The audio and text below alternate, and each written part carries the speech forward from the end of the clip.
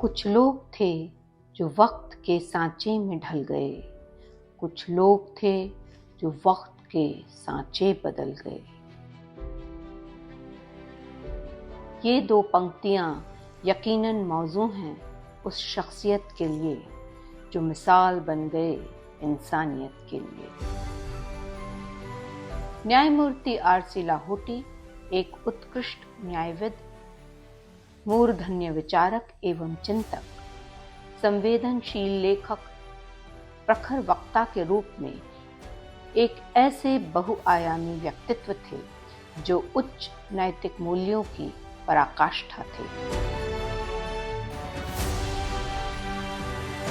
दिन के समय में वे देश की सर्वोच्च अदालत में अपनी आसंदी पर आसीन होकर महत्वपूर्ण और ऐतिहासिक निर्णय लेते थे, ऐसे फैसले जो न्यायपालिका के इतिहास में मिसाल बने। You create precedents which will be applicable and which will be acceptable to the entire community for years to come. So therefore his desire was always to find the truth, go by that logic, lay it down in precise words so that it becomes easier for the progeny to follow everything. He knew everything, but his judgments won't actually be boasting about it. His judgments would show the innate desire to make it palatable, make it understandable for everybody.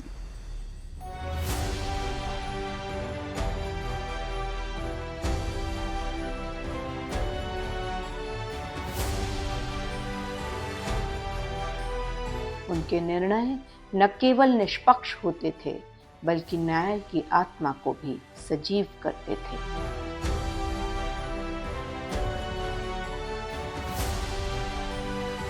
उनकी सोच में केवल न्याय और सच्चाई के प्रति प्रतिबद्धता थी।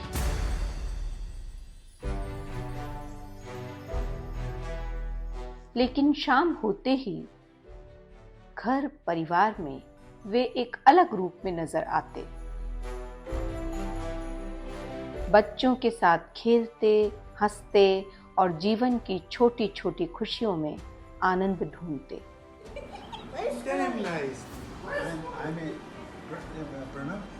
I'm a very small child, please.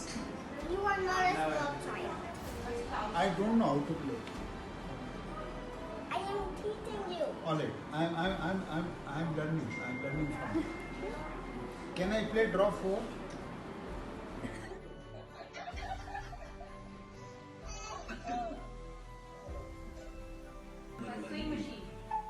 उसमें मेन चीज क्या होती है सुई मशीन और फैब्रिक और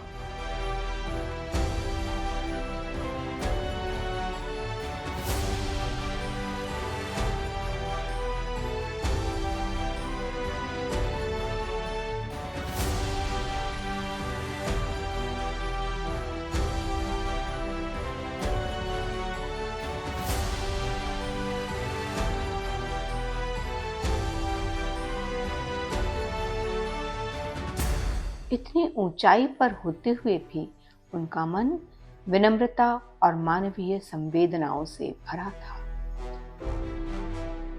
सच में वे आसमां थे, लेकिन झुक के चला करते थे। उनकी दिनचर्या अल सुबह से प्रारंभ होती थी। वे परिवार में सभी को जल्दी उठने और अपने दिन की योजना बनाने को कहते और स्वयं भी ऐसा ही करते।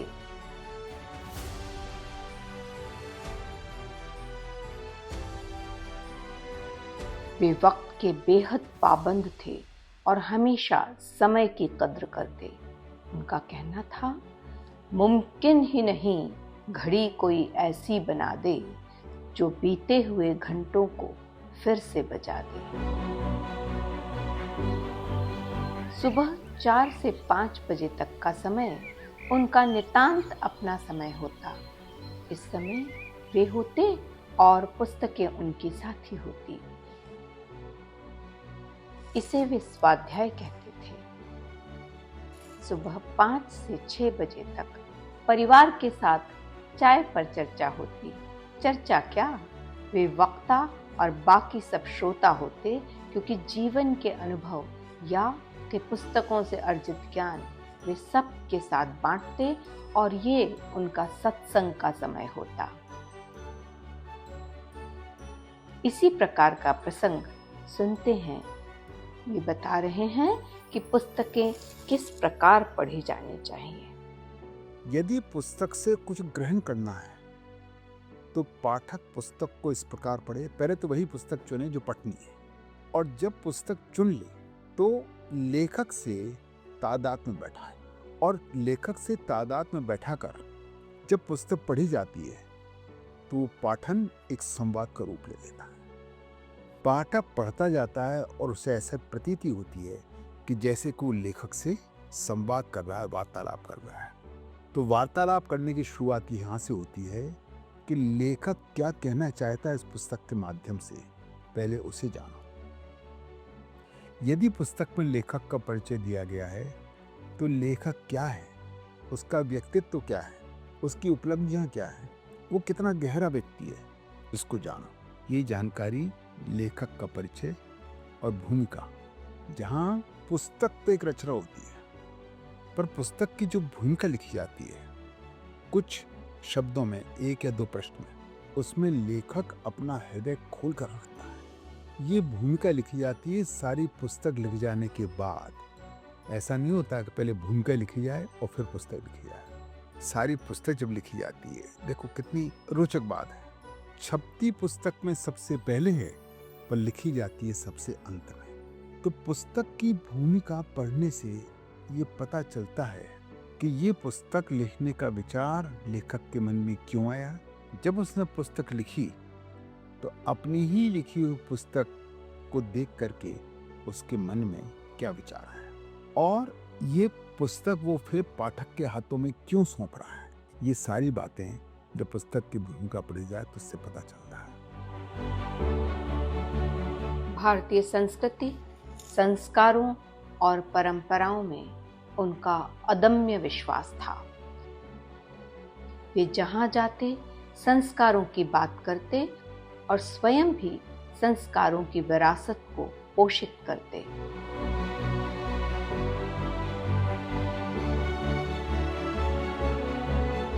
Values, a word of 6 letters, is a very potent word. Values are the enduring beliefs of righteousness, goodness, and inherent desirability. These are the principles which are shared by the members of one culture to make choices about what is good and what is bad, what is desirable and what is undesirable.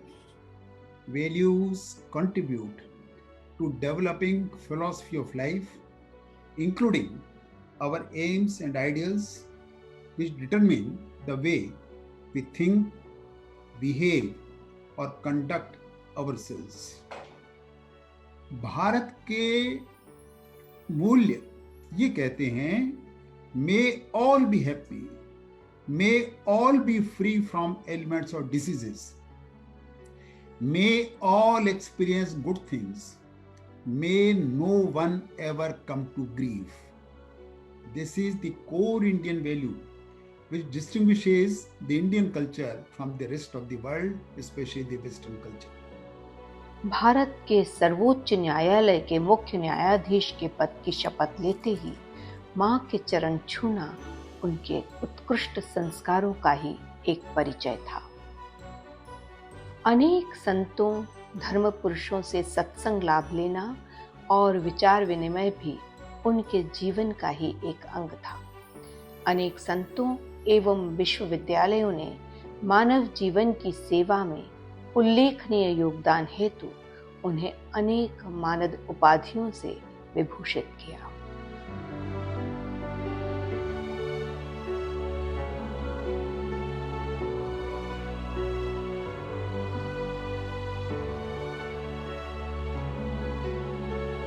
भारतीय संविधान उनके लिए सर्वोपरि ग्रंथ था और कर्म उनके लिए पूजा की मानिंद। नित्य प्रति जब अपना कार्य करते, मानो वे किसी साधना में लीन हो जाते और इसीलिए वे अपनी आसंदी को बड़े आदर से व्यासपीठ कहा करते।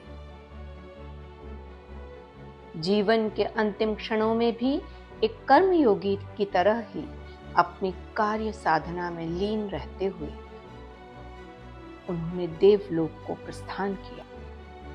एक न्यायाधीश के रूप में वे अपने आप को ईश्वर प्रदत्त कार्य हेतु चयनित मानते थे। एक न्यायाधीश होना क्या होता है, आइए जानते हैं।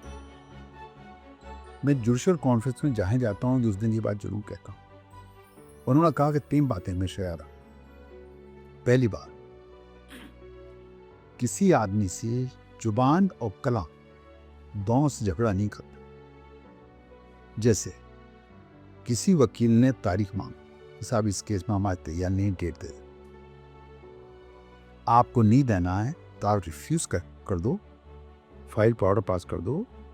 Mister X page for an adjournment is refused, please proceed to argue the case. कुछ मत बोलो। और जैसे उसने तारीख मांगी और आपने उसको झाड़ दिया, तैयारी नहीं करते हो, टाइम नहीं मिलता, कितना पुराना केस है, मैं पूरी फाइल पढ़ के आया हूँ, आपने तारीख मांग ली, टाइम वेस्ट होता है और इस तरह मुकदमे पेंडिंग रहते हैं। यदि मुंह से झाड़ दिया है तो फिर उसको राइटिंग में एडजमेंट दे दो। अच्छा, यदि किसी आदमी को आपने जुबान और कलम दोनों से झाड़ दिया तो जिंदगी भर के लिए बैरी हो गया आपका। और यदि आपने एक को किया तो आपसे बैर हो नहीं पा। सामने तक नाराज तो हुए, तारीख दे एक।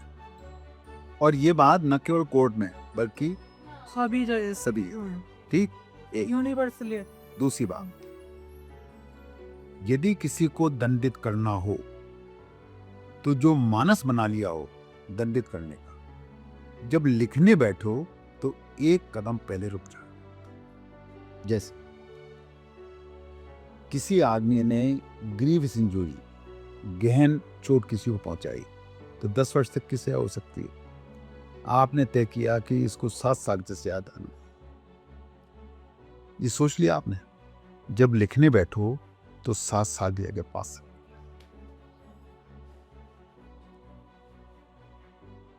क्लर्क के चपरासी ने आपके आदेश की अवज्ञा की, गलत काम किया, अनुशासनहीनता की, आपने उसकी इंक्वायरी की, उसको दोषी ठहराया। दंड आपने सोच लिया मन में क्या करना है कि इसके 5 इंक्रीमेंट रोकना है, ये दंड आपने। जब ऑर्डर लिखने बैठो तो 5 की जगह 4 इंक्रीमेंट रोकना। यदि आपने इस नियम का पालन किया तो ये आदमी दंडित होने के बावजूद भी कभी आपसे शिकायत नहीं करेगा कि आपने मेरे को दंडित किया। कभी आपके शिकायत नहीं करेगा, कभी आपसे ऐसा नहीं करेगा कि आज बड़े इन्होंने हमको दंड दिया। वो भूल जाएगा दंड, वो दंड भूल जाएगा, उसकी दया आपको याद रहेगी। दंड भूल जाएगा, दया याद रखे। 2 और तीसरा सबसे महत्वपूर्ण सूत्र, कभी भी किसी व्यक्ति के विषय में उसके पीठ पीछे वो बात नहीं कहना जो आप उसके सामने ना कह सको। समाज ने हमें जो दिया उसे समाज ही को लौटाना है, इस सिद्धांत का पालन करते हुए उन्होंने अनेकानेक लोकोपकारी कार्य किए जिनका उल्लेख किया जाना भी वे उचित नहीं समझते थे। उनका विश्वास था कि देने वाला कोई और है, जो देता दिन रैन, लोग भरम मेरा करें इसलिए नीचे नैन। लाहौटी जी का जिक्र अधूरा है उनकी अर्धांगिनी श्रीमती कौशल्या लाहौटी के बगैर, जो सच्चे अर्थों में उनकी सहधर्मिणी थी।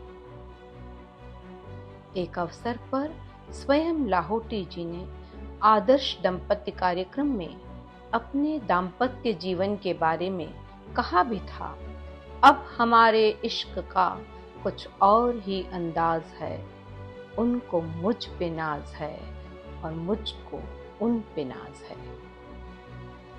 श्रद्धेय न्यायमूर्ति आर.सी. लाहौटी के जीवन वृत्त को सीमित समय में एक वृत्त चित्र में समाहित कर पाना संभव नहीं। ये किंचित मात्र एक आदरांजलि है जो उनके चरणों में सादर समर्पित है।